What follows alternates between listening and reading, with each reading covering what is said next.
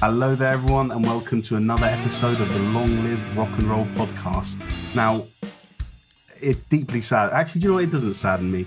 We knew this day would come, and I'm going to make this number sound as big as possible. We've done a quarter of 100 episodes face to face with me and Felipe in the same room, but inevitably we are now on Zoom.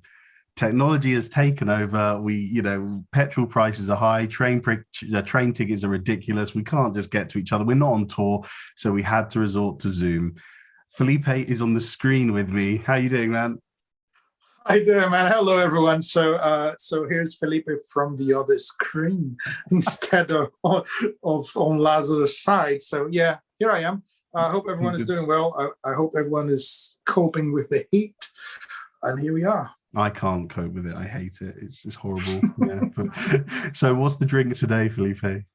So today's show is sponsored by water. Oh, water. We all need it. Like, water doesn't need an advert, does it? It's just kind of like, you have to drink it. Just come on. Excellent. Well, do you want to introduce the album we're talking about today? Because it was your pick. Yeah, that was my pick. And the album was called Audioslave. And the band, guess the name.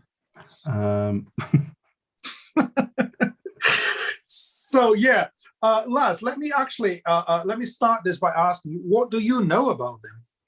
So I know that Audioslave is a supergroup, isn't it? Well, it is a supergroup. It is the rhythm. I said the rhythm section. It is the instrumentalists of Rage Against the Machine and the singer of Soundgarden. Yeah, it's a really, really cool combination if you think about it. Well, one thing I want to talk about before we talk about this band and the album is like the concept of a supergroup, because we've mentioned that when we were talking about Cream, isn't it? They were considered supergroup at the time. And Emerson, Lake and Palmer.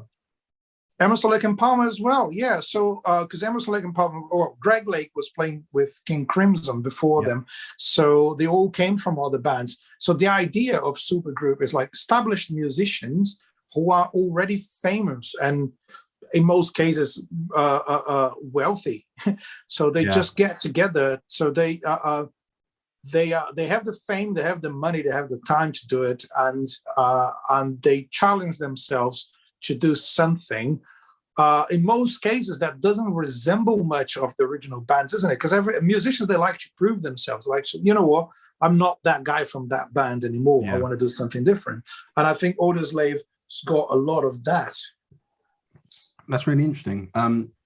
You said that it's you used the word musicians, but I actually think sometimes you said that for the musicians that are already famous, but I think it's also the bands, isn't it? Yeah, not just the individuals, but the artists they play with or for or in. Those are the ones also who I think, if that band gains fame, maybe the musicians aren't necessarily known in that, but you can still form a supergroup from members of famous bands, I think. Yeah, exactly. So that in that case, it was actually, if you think about it, it was a simple lineup change. They've replaced the singer. But no one can actually see it like that because it's a different band, it's a different concept altogether. Let's go straight in with Laz Unleashed.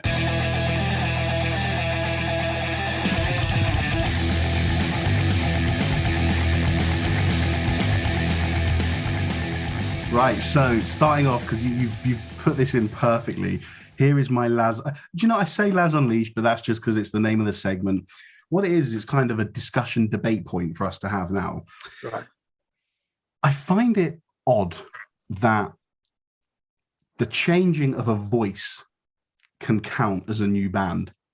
When you think of Deep Purple, Iron Maiden, Black Sabbath, Sepultura, they've all changed singers, but they've stayed the same band.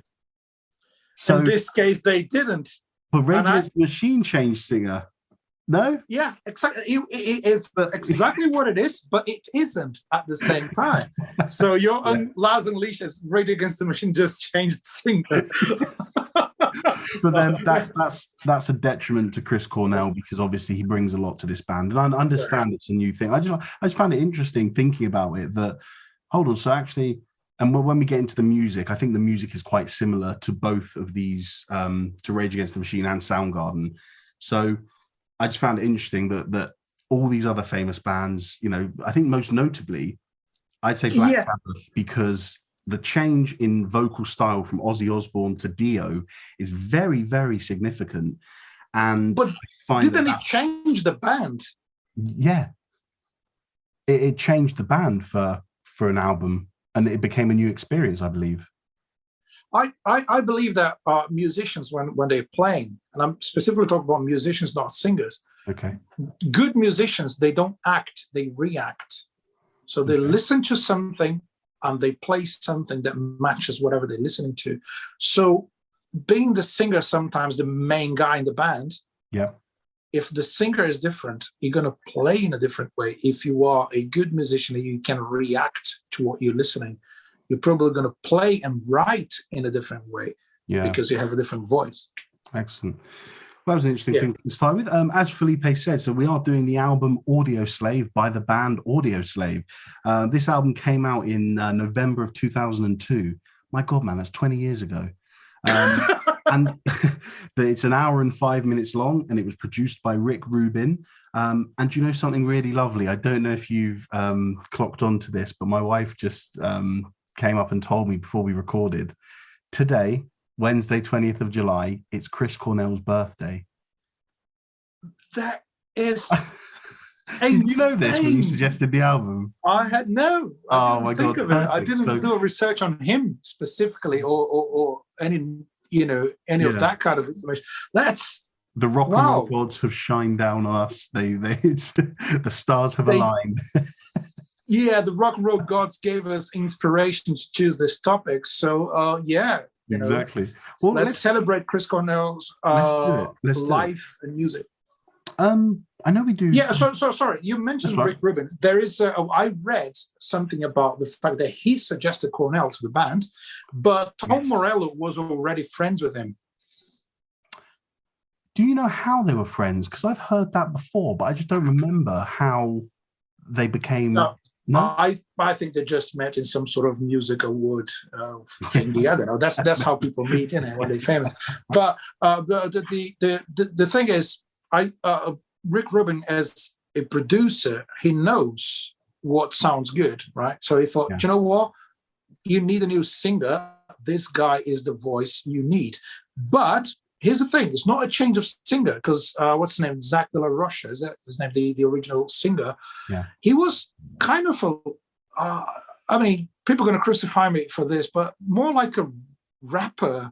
I think that's the only way to put it. I wouldn't describe it as anything else. I wouldn't call him a singer. He is a rapper.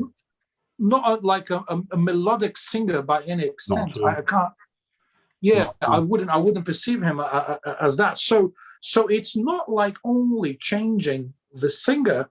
So basically, the reason why Audioslave is a completely different band, not a lineup change, is because Chris Cornell, and that has everything to do with the album we're talking about.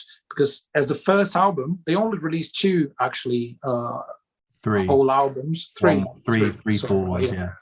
3 albums. So it's like a very short career for a band. But the first album, they knew it would be a statement, right? Oh, well, wait a minute. There's a new supergroup in town.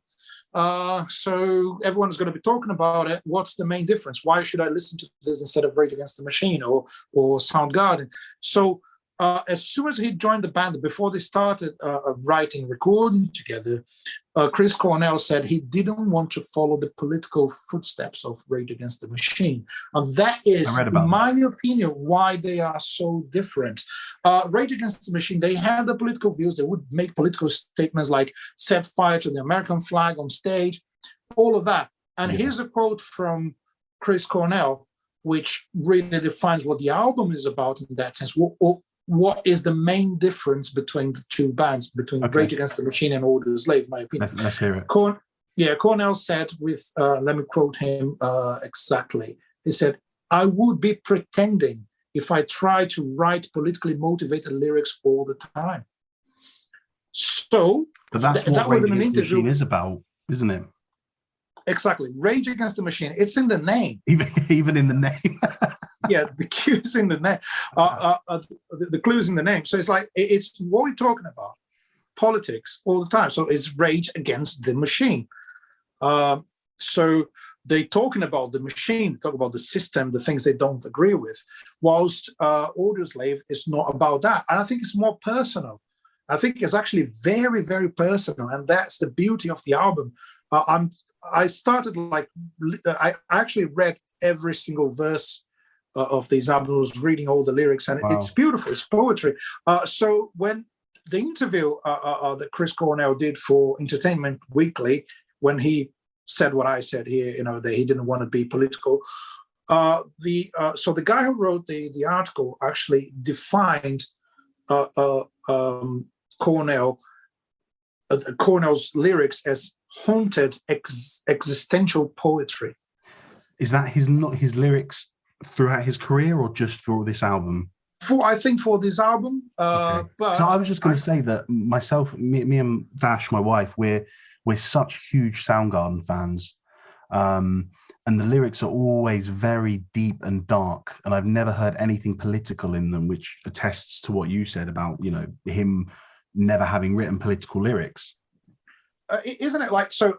Art reflects the essence of whoever's writing that thing. If you're honest about your art, if you're honest about what you're writing and talking about, and what Cornell said, I would be pretending. So he didn't want to pretend. He wanted to talk about something else. So if it feels to me like Rage Against the Machine was about the world, and the and Audioslave is about the individuals, about one human being talking about his view of the world of feelings and other people, more than political facts or ideas. It's all about, this is how I feel, and it's do you know what I found quite disturbing about this album is there's like loads and loads of references to death and suicide.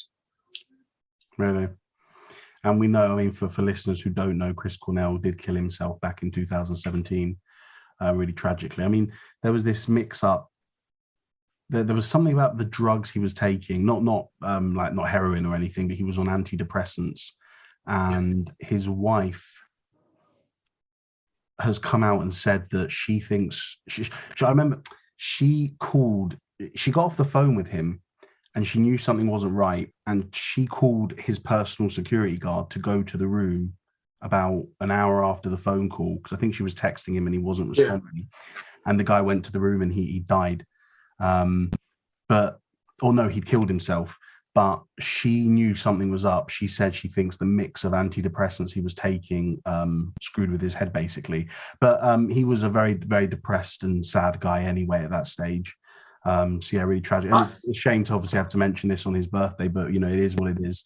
But it doesn't surprise me that a lot of his lyrics are quite dark and full of stuff like that.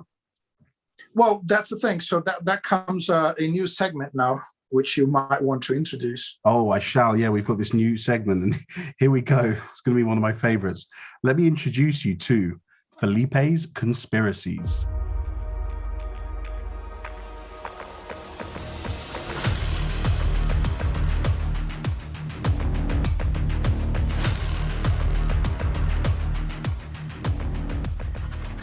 Right. So what this segment is going to be, go on, you explain it. Yeah, why conspiracy? No, it's not conspiracy at all. Because every time you just you start, coming up with theories about something, and then someone's going to say, "Oh, yeah, you're in that case," which sometimes I am, sometimes everyone is. But in this case, it's just like it's a very simple thing, which you might agree with, and it's totally related to what we just said. Okay. If you consider that the album was released, 10, 11 years before his death, or is that more than 15. That? More than that? 15 years. Yeah, so 2002, and he killed himself in 2017. Yeah, I think, so that's my theory. So don't quote me on this. No, quote me on this, but attribute the quote to him. It's not this. Yeah, so this segment is not based on any research. Wait. Is this where I get to say Felipe's views are not reflected by Laz? Yes, you can make the disclaimer now. Yeah. Disclaimer, yeah. Go ahead, man. Yeah, exactly. So what I believe is he was, like, for a long time, flirting with death. Mm. He was already haunted, and he was already disturbed with the world and his own feelings. And because the amount of references to death in an album, there is actually a rebirth. Is a band starting from the ashes of two bands, and it's kind of something powerful and positive. And the songs are kind of really energetic, aren't they? Yeah. There's distorted guitars, heavy grooves, but the lyrics are as dark as Soundgarden's lyrics, and it feels like he was always in a dark place. That's my theory. There you go. Well, no, I mean, it's a very good point, and I think he openly spoke out about his depression. I think on several occasions a few years before his death. And there's a DVD that me and Dash watch. I've got the posters behind me. What's it called? Live at the Artist's Den, and it's a fantastic gig from Soundgarden, by the way. Absolutely stunning show. But there's just this haunting essence around him, where he's giving the performance of his life, and he is performing stunningly. His vocals are on point, but even just the way he looks at the camera and you look into his eyes as the audience, you just know that there's something wrong.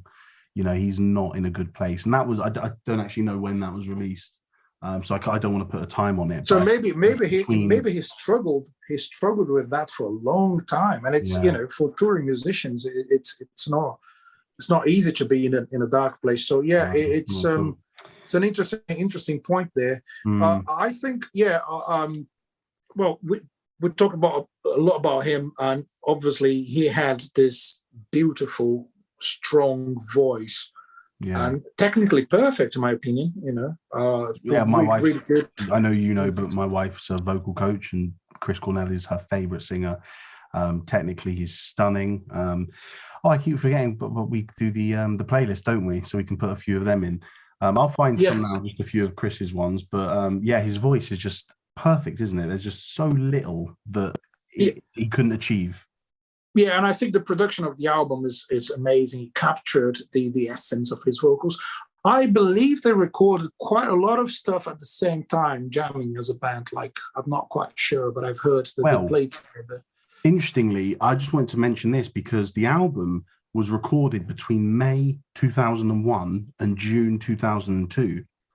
That's a year.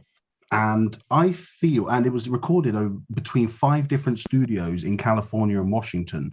So it gives me the impression that they recorded for maybe a week here, and then 5 months later, a week there, then a month after that, another week, or something like that. Because I feel like you can hear that in the songs across the album. I feel like there are groups of songs that were probably written together, and then other groups of songs that might have been, Chris Cornell bought this song, or Tom Morello bought this song. And then there's also a bunch of songs which you think all of the band might have been together when writing.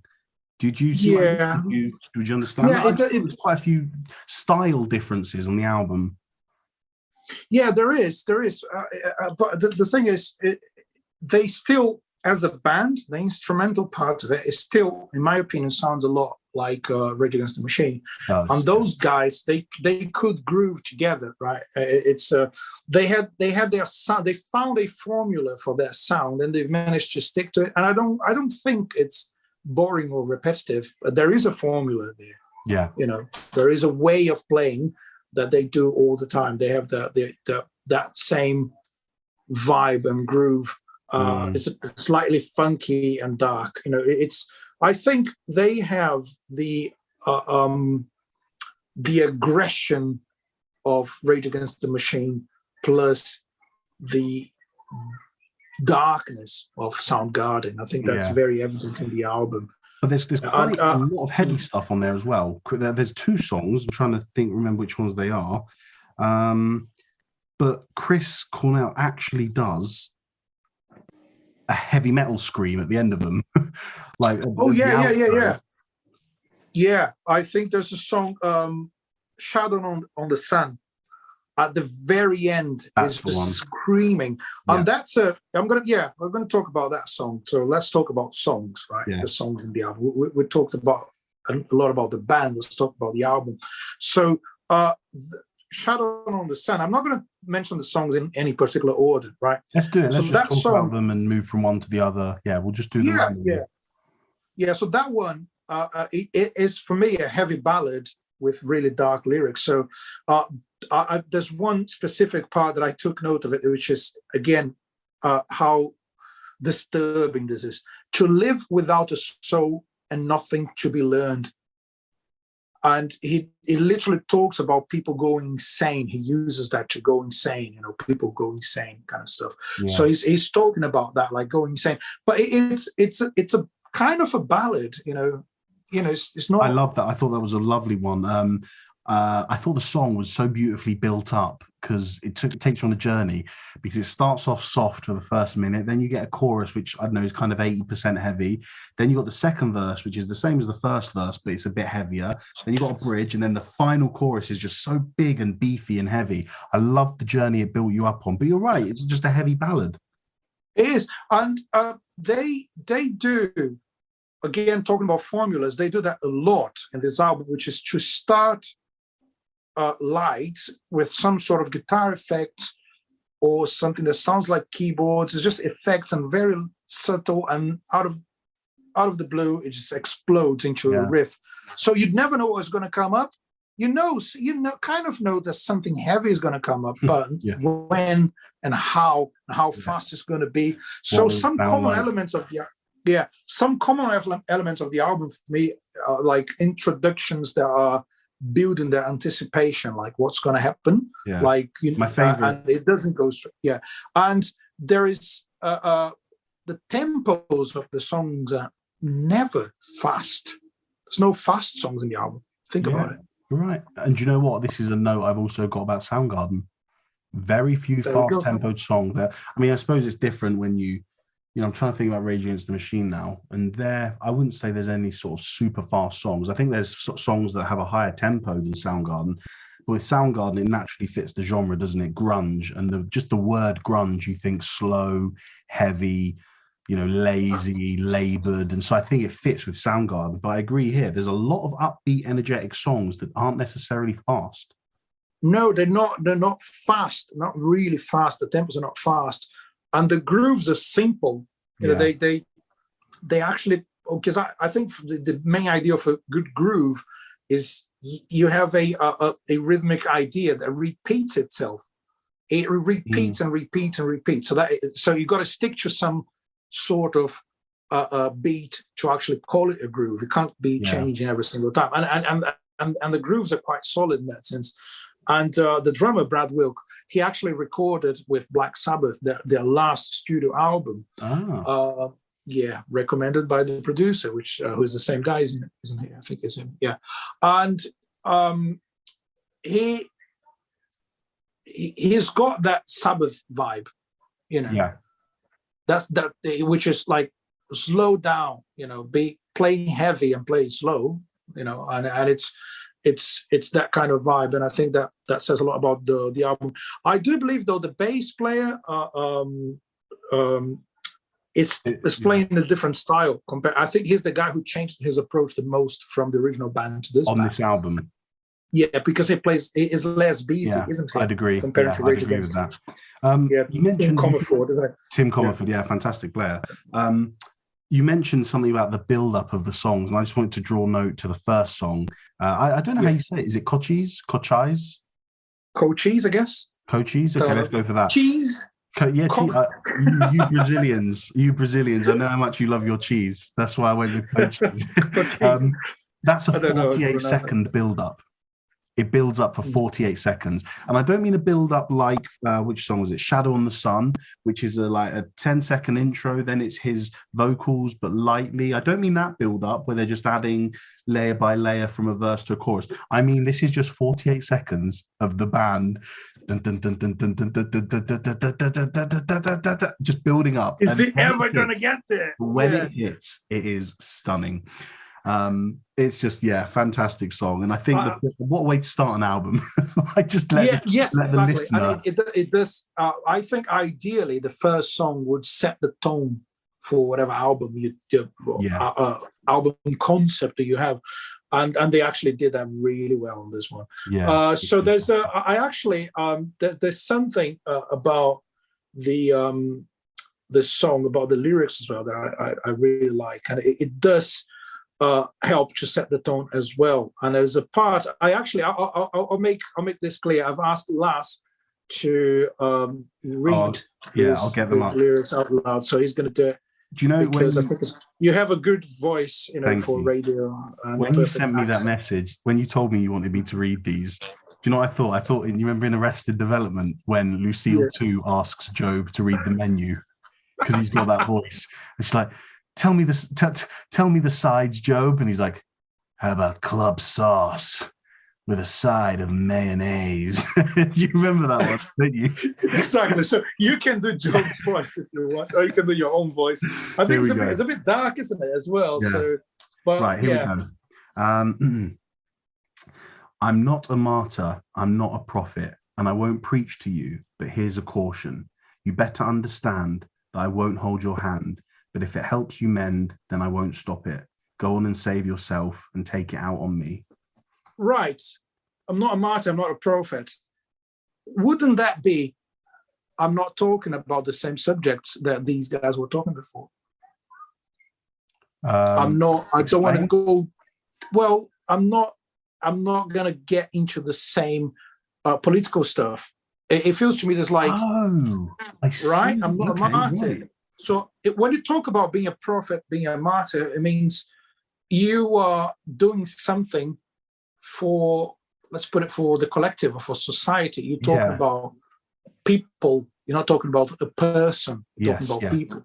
So for me, what he was saying there, again, just a theory, what he was saying there's like, I'm not talking about collective ideas here. I'm talking about personal stuff. So why not? I mean, it's a different approach. And, you better understand that I won't hold your hand. So I'm not connecting with you. I'm not really. So I'm not talking about your reality and society's problems. I'm not holding your hand. I'm not there with you. Can I ask, are you talking, when you think this, are you thinking Chris Cornell? When you say I'm not talking to you as Chris Cornell, do you mean him talking to the public or to the three members of Rage Against the Machine? It could be everything. I think he was so disconnected from everything and everyone that he was talking about his own personal views. What I think is beautiful about that, we've been really philosophical today, isn't it? What I think is beautiful about that is that when an artist is not talking about society, is talking about him or herself, they still communicating with millions of people. Because how many people share the same feelings and perceptions and so he could be actually communicating with millions of people by just talking about himself and his own personal feelings, not like society's issues. Didn't we spoke about that when all the way back in episode 5 when we were still doing podcasts next to each other. When we in the dark side of the moon. Yeah, the dark side of the moon. We spoke about Roger Waters, his lyrics finally addressing people. You said that the most used word on that album on the dark side of the moon is the word you. You. And it feels to me that Chris Cornell is talking about himself. It's more me than you. But isn't it the same thing? Because in the same way, just that's a comparison I would never consider to make Waters and Cornell because they're so different. But you can see. Yeah, they're so different, as in they go so far away from each other, but then they come back. They come back, exactly. Like it feels like that to me because it's Waters was talking about the human feelings, like the very personal things, but he was pointing at people like, I'm talking about you, but not you, society, you, the person, and Chris Cornell was like, I'm talking about me, this person here, but you can obviously feel some of the feelings I feel. I think that's it's funny because we're talking for so long here about lyrics and feelings and that aspect of the music. but the instrumentation in the album is just brilliant. Yeah. I believe it's really, really good. There's so many good unisons between bass and guitar, like playing the same riff in a very solid way. And I like that. But anyway, I think apart from the disturbing lyrics, the biggest contrast to that is the groovy, funky vibes that they come up with from time to time in the songs. But you said already they're experts at it. They've done it for so long that they know what they're doing. Yeah, exactly. Well. One of the songs I highlight is slightly funky, and you can clearly see that the bass and the guitar are playing unison, playing the same idea, reinforcing the idea. Set It Off is a great song with guitar effects on the intro, and guitar effects are Tom Morello's main signature, isn't it? It's like, what kind of weird noise is coming out of that guitar? That's like insane. There's actually a few of them I've noted have sort of the signature Tom Morello sound. Like a Stone had the guitar effects. Which other one did I have? Bring 'Em Back Alive. The guitar solo was just so Tom Morello. Oh yeah, I mean, and I think there's a Sabbath vibe there for some reason. The solo is weird. I can't describe it in any other way. It's just like, what the hell is going on? I like that because it's not like it's the opposite of Slash, who I love.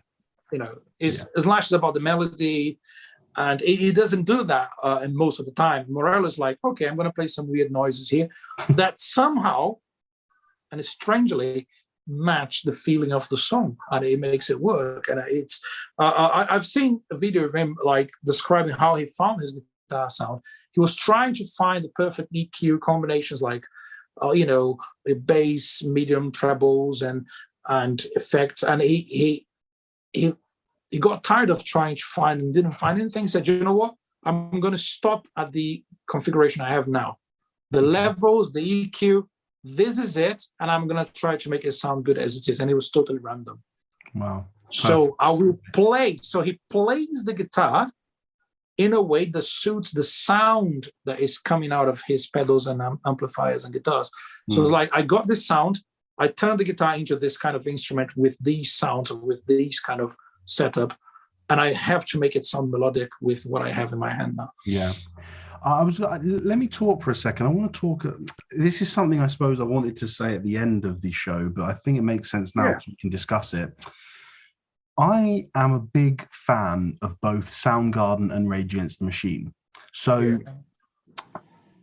what I've discerned, having listened to and made notes on this album, is that my favorite songs on the album, I'll just list them quickly. So my favorite ones, Cochise, I think that's a no-brainer because I knew that before I'd heard the rest of the album. It's just that classic hit from that band. But What You Are, Like a Stone, Shadow of the Sun, I Am the Highway, Getaway Car, and The Last Remaining Light. Those 6 are my favorite ones. And what I noticed about those is that those are the ones that sound as far away from Soundgarden and Rage Against the Machine. And the reason why is because, as I said, I'm a huge Rage Against the Machine fan and an even bigger Soundgarden fan. This is going to sound like a criticism, and I suppose it is, but it's not necessarily, it's not an awful criticism. When listening to things like Gasoline, Set It Off, Exploder, Hypnotize, I was thinking, yeah, it's good, but I'd rather just go and listen to Rage, or I'd rather just go and listen to Soundgarden. Whereas Hypnotize has got like an extra funky vibe. It reminds me a bit of Red Hot Chili Peppers, but again, you can find those elements in Rage Against the Machine. It's not new, right? Yeah. So I found it interesting that my favorite songs are the ones that actually deviated from the standard Rage Against the Machine sound or the standard Soundgarden sound, because loads of these songs have taken the best elements of Soundgarden from Chris Cornell's voice and maybe some riffs he wrote. I don't know how much he brought to this album, and the best elements of Rage Against the Machine, and they've kind of mixed them together. But I'll be honest, when listening to which one was it? I think Gasoline and Set It Off, somewhere inside my brain just wanted to hear some Zach De La Rocca. And the same way with the Soundgarden stuff, again, I was saving this for the end, but I can tell you I'll tell you my opinion on the album. Less is more. And I feel that simple riffs work much better with Chris's voice, because his voice is so free and so powerful. It is the center stage. It is the main thing of the song. Whereas Zach de la Rocca, there's no melody. It's another rhythm to the music. It's not the center. It's not the center of attention like Chris's voice is. So the things I worked out. Where is it? Let me just find it quickly. Bring 'Em Back Alive. Now, like I just said, Exploder and Hypnotize and Set It Off. Very Rage Against the Machine instrumentation with Soundgarden vocals. Bring 'Em Back Alive is exactly the same as them, but there is a simplicity in the riff. The riff is not overcomplicated. And so I think because the riff of Bring 'Em Back Alive is so simple, it gives Chris's voice the space it needs to flourish and be the center of attention. Whereas for me, a song like Hypnotize, again, fantastic songs, no criticisms of the songs, but it was just a bit too much going on, a bit too much in the guitar and bass, and Chris's voice is almost trying to compete with it for me. So I just thought it was really interesting that when you sort of split them apart, the songs that were least like Soundgarden / Rage Against the Machine were my favorites, because I thought this is different. This is unique. It is, isn't it? I think the idea of a super group is, can musicians keep challenging themselves and actually recreate themselves and not be a shadow of their previous bands? And Audioslave commercially was huge. Like, there's some super groups that don't actually achieve that. They are literally just the shadow of the previous bands, and they actually managed to achieve that. Some people might not like the more commercial side of it, but I think it's brilliant. Just mentioning from Bring Them Back Alive, because you've mentioned one of my favorite songs in the album. You have, the weird solo, the Sabbath vibe. We have that kind of dark, heavy rock. But there's, again, in terms of lyrics, I want to highlight this point. They buried me where no one can see. It's one of the most clear references to death, and he used the word me. So that's like, they buried me where no one can see. So it's, again, very dark and disturbing. I'll put it like that. But Getaway Car, okay, that's the other one you mentioned. I really like. Beautiful that just song. Makes me feel like I want to hit the road. Yeah, I know. Going nowhere. I want to go nowhere. It's really funny. You mentioned it, but you actually didn't mention the two songs I have it noted. Track 8, I Am the Highway, and track 13, Getaway Car. Within 15 to 20 seconds, I'm thinking Chili Peppers. Yeah, Getaway Car is as I say, it makes me like want to hit the road. And there's a bit of a swing feel in it. It's swung, it's not straight. So for people who know about music theory, it's more like a shuffle than a straight groove. It's triplets based. It's swung. It's like it comes from jazz and blues, that kind of vibe, and Red Hot Chili Peppers, they know how to do that as well. So it does have that vibe, and it's for me the most unique song in the album, Getaway Car, because I agree with you. I think that song and the last song, very unique, very different, very not what we've heard before from their previous bands and from this band. Maybe a bit more positive, isn't it? I don't know. I love that you've gone into the lyrics, because obviously I've looked at this musically. We did this with the Beatles. Remember, we did it with Rubber Soul. You went full on lyrics. It was. It's really interesting, because it's something you have to consider, because whilst me and my wife with songwriting, or that we're songwriting at the moment, and Dash says to me, so we write a riff, and we've got the riff, and the riffs are in order, and we're writing the lyrics, and she says, okay, well, what's the song about? And I said, what do you mean? I don't know. And she says, well, come on, it has to be about something. And I said, well, no, music first, lyrics later. And she's like, what do you mean? And I said, well, for me, the riff comes, and I said that this song may as well be about Lord of the Rings. Let's just make it a Lord of the Rings song for now, and we can change the lyrics if we need. So for me, I'm very much a music first, lyrics later, but that doesn't mean I discount album. It's so important. I used to, and I still write lyrics, and I think it's it's very connected to everything else in the song. Like if you want to play heavy, it has to be related to heavy lyrics. Yeah. Unless you intentionally want to make it sound unpredictable. But just interesting that you've mentioned I Am the Highway as well, which is, in terms of lyrics, one of my favorites. Again, talking about a personal point of view. He says, I am, that's that all the time. I am not your rolling wheels. I am the highway. I think that's a really, really strong chorus. Like, and it feels to me like I don't want to be told what to do. It's, I'm not the wheels, I'm the highway. Think about that. So like, I am the path, I am the way, I'm doing things my own way. So it's very strong, and I think sounds perfect in his voice, and the band does the job that is expected from a band, which is to make the melody sound stronger and more powerful. And God, everyone, a lot has been said about Like a Stone, beautiful song, major hit. Like I'm checking Spotify. Oh, Like a Stone. 425 million plays on Spotify. That's insane. I found it really unique. I thought the guitar effects and tone came straight from Rage Against the Machine, but the rhythm section is what's different. Because if I remember rightly, Tim Comerford on bass, it's just eighth notes, isn't it? And Brad Wilk is just playing a simple groove. It's the same groove on those things. It works so well. It works so well because this is where you've taken some aspects of Rage Against the Machine, the guitar tone, some aspects of Soundgarden, the voice, and you've written something different underneath them. And again, I don't want to go on about what I said earlier, but when you took too much from Rage Against the Machine and too much from Soundgarden, it left me just wanting to go and listen to Rage Against the Machine and Soundgarden. Whereas songs like a Stone and What You Are, those felt unique and special to me. And that was the point where I went, yes, apart from Cochise, obviously, but like I said, I knew that before. But those two, tracks 4 and 5, I thought they were so unique and so different, and a real fresh sound from musicians who have already established their musical personality. What do you think is the what's your favorite thing about this album? Not favorite song, favorite thing, favorite element or aspect of the album. I mean, I think it's pretty obvious to just say the marriage of two completely different bands, Rage Against the Machine's music and Soundgarden's singer.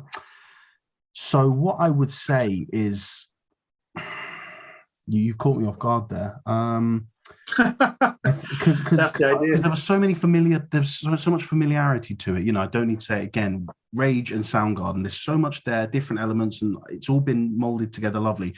But songs like The Last Remaining Light, Getaway Car, I Am the Highway, Shadow of the Sun, What You Are, Like a Stone, those were fresh and unique. And I love the middle ground that has been found between the projects becoming Audioslave. Interesting, because it's similar to what I think about the album. Is maybe you can say it better than I just did. I don't know. The fact they have it's I think it's like an hour and 5 minutes of music. It's 14 songs. Yeah. It's a long album, right? It's a long album, even for old standards, really. So for early 2000s, an hour-long album, that's a statement. And I think what makes it special is they delivered what people would expect from those previous bands, plus a bit more. So that's perfect, man. That's a perfect way to say it. Yeah. They didn't disappoint. I mean, they wouldn't disappoint me if I was a big fan at the time of Soundgarden or Rage Against, and they just came with their own version of what they wanted to do. But the main point for me is they delivered the old stuff that people knew them for. Yeah. But they dared to create something new out of it. So there's enough songs in the album to go nuts and try something that you haven't tried before without being criticized, or even if you are criticized, what's the problem? Some songs for me, they were designed to be hits, like I Am the Highway, Like a Stone. I think they were designed in a more commercial way. it's not too aggressive, too heavy. You have some light guitar sounds in it to balance it out. And some songs were not designed to be hits. They were just like what they really wanted to do and what they really wanted to say. I think I completely agree with you, especially with what you said before. And I think we can. I'm not going to read all the song titles. I'll just say the track numbers. I think you can split them into three categories. The old stuff that the fans for both of those bands would have wanted to hear, the new daring stuff that was fresh and unique, and the perfect balance of both. The perfect balance of both, tracks 1 and 2. The old stuff that fans loved and would wanted, tracks 3, 6, 9, 10, and maybe 11. And the new ones that dared to be different, that was something unique, tracks 14, 13, 12, 8, 7, 5, and 4, in my opinion. I thought I'd say the track numbers instead of saying all the words. Yeah. So that's, I have to kind of run through it to understand probably what you said, but it does make a lot of sense. What I did just say there in terms of the splitting it between the three groups, notice that the group that had the most songs, in my opinion, was the new unique ones. So I think this is why it's a special album, because they've done, let's say half of the album was split between keeping the fans happy and a good mixture of both. Yet the other half is the daring, the trying to be different, the unique sound. And I think that's why this album is a success. In other words, the rock and rollness of the album. The rock and rollness musical freedom. Musical freedom. It's where they say we're free. We're going to do whatever. Right? I wanted to ask you something. Yeah, that's okay. You go for it. You wanted to say something. Go for it. I want to wrap it up with the concept of the cover, because I'm a big fan of album covers, and my favorite artist of all time, of the guys who do album covers, is Storm Thorgerson. I hope I pronounced it right. I struggle with names and pronunciations for obvious reasons. So Storm Thorgerson, he worked with Pink Floyd, Black Sabbath, Led Zeppelin, Yes, Genesis, Peter Gabriel, you name it, like everyone. So he's the man behind covers. If I'm not wrong, Wish We're Here was him. And he has a point about his covers, which is they're all real. They're all shot in that place like it is. Minimum effects and post-production. So if there's a fire, he's going to set fire to something. It's going to be real fire in the album cover. So he wanted a volcano because he said Cornell's voice reminded him of a volcano and stuff like that. Wow. So what a lovely comparison. What an artist, that man. I tell you that, because he could capture the idea. So he wanted to go to this specific volcano in Canary Islands, but he wanted to add that flame, on the set.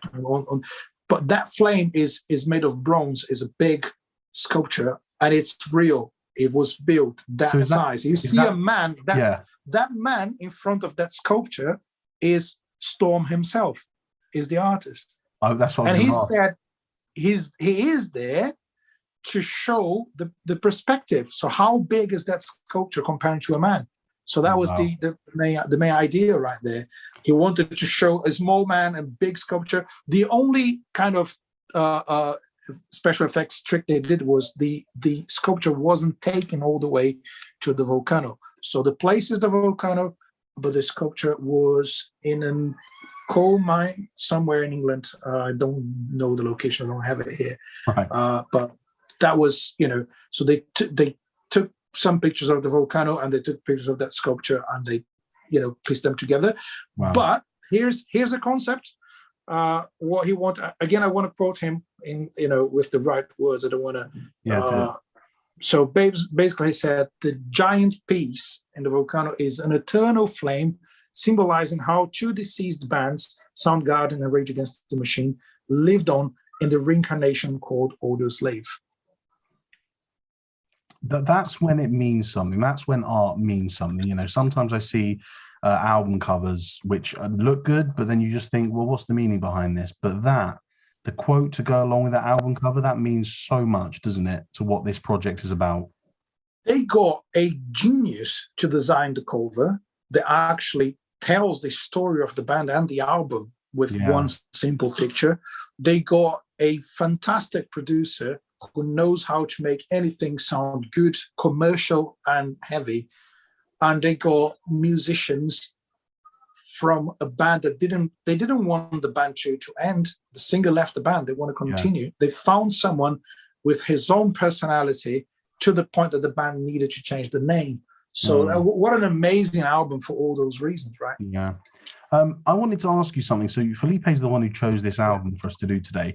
And when you sent this, man, I'll be honest, I found it so odd that you chose this for several reasons. Because one, the latest album we've done up until this point was 1979, I think, Van Halen. Yeah. Number two is that this album is not, when you think of all the albums we've done, this is not one that I'd say is counted as a rock and roll great. You know, we've done Rubber Soul, we've done Led Zepp 2, we've done Machine Head. This is not in that category yet. So I'm really interested to hear why you chose this album. For a simple reason, right?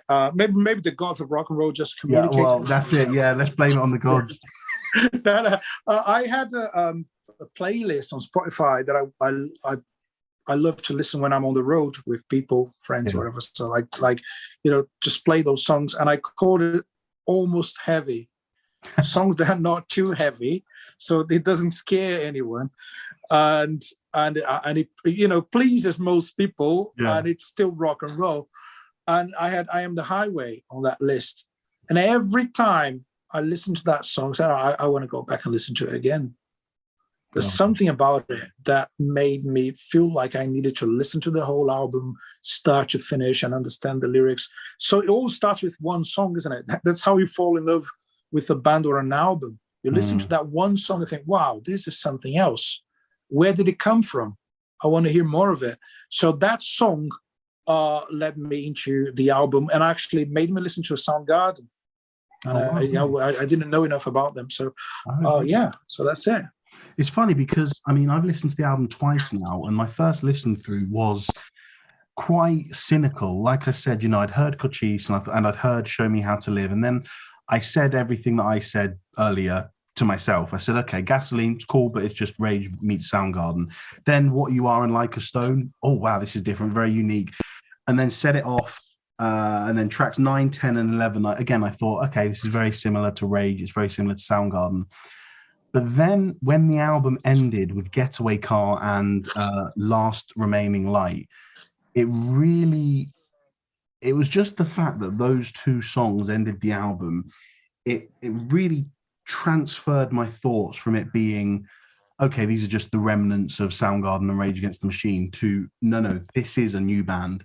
And they deserve credit. This isn't just Rage's instrumentalists and Soundgarden's singer. They've created something here. And so then I went back and listened to it again from start to finish again. And then it was only on the second listen that it became apparent to me that this really is a journey. And what you said earlier was perfect in terms of the three categories: the new, unique, daring stuff, the classics that the fans are going to love, and the beautiful hybrid of both. It's a wonderful album. It really is. Very, very good. It really, every time we record something, I do my best to listen to the album on the day of the recording to refresh my mind. And I was, on my way to a studio to teach, and then coming back home. I had an interview on for a YouTube channel and loads of stuff going on. So I had to listen to the album in 3 parts during the day, and it became part of my journey. It became part of my day. The feelings in the album, the vibe from the album made the mood for my day. And it's an interesting thing, isn't it? I think that's why we listen to music. We want life to be better or different after you listen to an album, isn't it? I think that's when you can really tell that an album has imprinted itself on you. I mean, the same way you just said that, there are times where I drive to a gig And I know that the journey there is, let's say, half an hour, and the journey back is also half an hour. So I'll pick an album that's an hour long so that I know. Do you know what I'll do? For example, tracks 1 to 6, that might only take 25 minutes. So I won't listen to any music for the next 5 minutes. If the next track is 8 minutes long and there's only 4 minutes between the last track finishing and me reaching my destination, I'll listen to nothing, so that on the way home, I start with the next track and it finishes when I get home. And that's the beauty of having an album that means so much to you. And you know its length, you know how it plays out and what emotions you feel when you listen to it. Yeah, and that's it. I mean, and it's all about, creating emotions and feeling stuff when you're listening to music. And the fact that music makes us want to talk about music. Yeah. And have a podcast, and people want to listen to people talking about music, because music has such a special place in people's lives. And I think I just hope that we give the recognition that those guys deserve. Every single artist producing music anywhere in the world, and it's what life would be extremely boring without music, more than anything else. Anyway, fantastic. I mean, that sounds like a good place to wrap up the talk about the album. I've actually got a little quiz for you.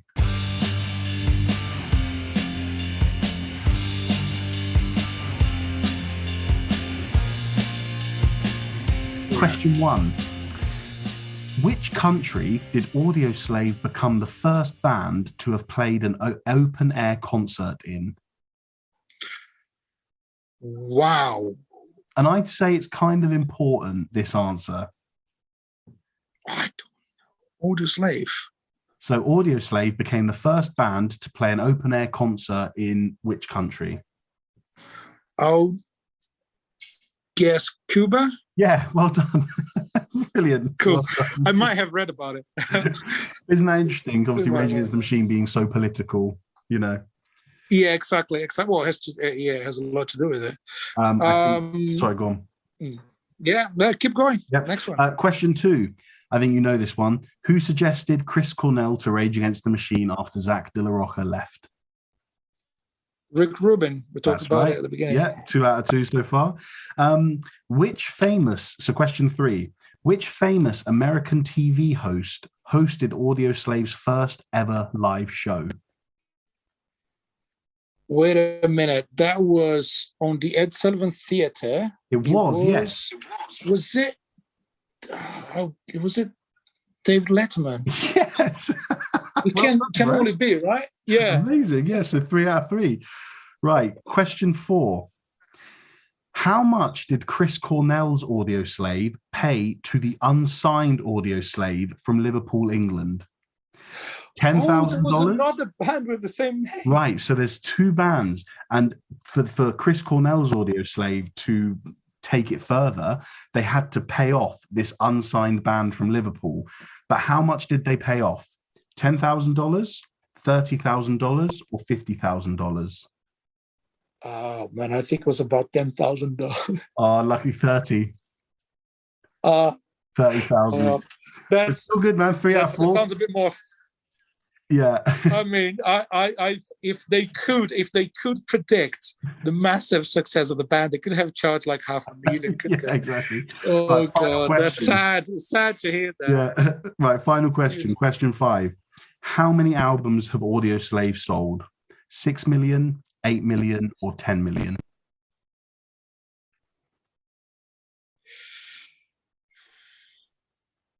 6 million? 8. 8. That's 8, good. yeah. So that's good, man. 3 out of 5. And I'll tell you what, the last 2 questions, we had 3 options. So that's a little unfair. But you got those first 3, and I was really impressed with that. That's incredible. But anyway, that's a fantastic place to leave it, I think. I've been doing my research, man. Doing my research. I've got one more question for you before we end. Yeah? What is rock and roll about this album? What makes it so important? Oh.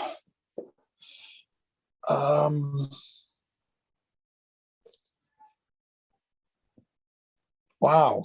It's just so interesting. Like I said 5 minutes ago, that all the albums we've done so far have been the classic albums from the 60s and 70s, and we've gone all the way to 2002, which is absolutely fair. There are plenty of albums in the 2010s, 2000s to do. But why this one? What does it mean to you? Why is it rock and roll? Do you know what? We talked a lot more about Chris Cornell than everyone else in the band, but I'll keep talking about him because the most rock and roll thing for me is the fact that one man committed to his art and his craft can completely redesign a band and turn it into something else. And that's freedom, that's creativity, that's rock and rollness. When you said it earlier, when you mentioned the thing about Chris Cornell and not wanting to do politics, I initially thought, how the hell did he talk Tom Morello out of doing political music? Do you know what? Maybe that's the kind of guy Chris Cornell is. Maybe he's the kind of guy which you say will do what you want because you're a fucking legend. Exactly. And maybe Tom Morello was like, all right, you're literally taking me out of my comfort zone. You're literally taking me out of what made me successful, artistically. And now I need to make my guitar sound serve another kind of lyrical content, Good point, yeah. And they've made it, didn't they? Fantastic. Well, great answer, man. I mean, awesome. What a place to leave it. I mean, what an album. Fantastic. I think we've said everything you said, right? It's just a brilliant piece of music. Yes. Go listen to it, guys. Exactly. Listen to our you guys, there will be a playlist at the bottom with all the songs in from the album. I mean, we haven't actually mentioned any other songs, but what we'll do is me and Felipe will get together. We'll put a few of our favorite Soundgarden and Rage Against the Machine songs in there for you as well anyway, just so if you haven't listened to those bands, you can hear so all three of them together, what one led to the other, what one gave to Audioslave, all that stuff. But thank you once again for joining us. It's been another great episode. Really enjoyed this one. Thank you, Felipe, for choosing the album. And in the words of Felipe, you can find us on the internet. So, do all the normal stuff, like and subscribe. Yeah, we're not doing any of this anymore. Just go and find us. Just Google it. No, because if you're listening to this in 3052, way in the future, you might have other apps, websites, or, alien devices. But if the internet's still there, which I hope it will be, so you can find us on the internet. Exactly right. And that's it. Keep on rocking, everyone. And as usual, long live rock and roll.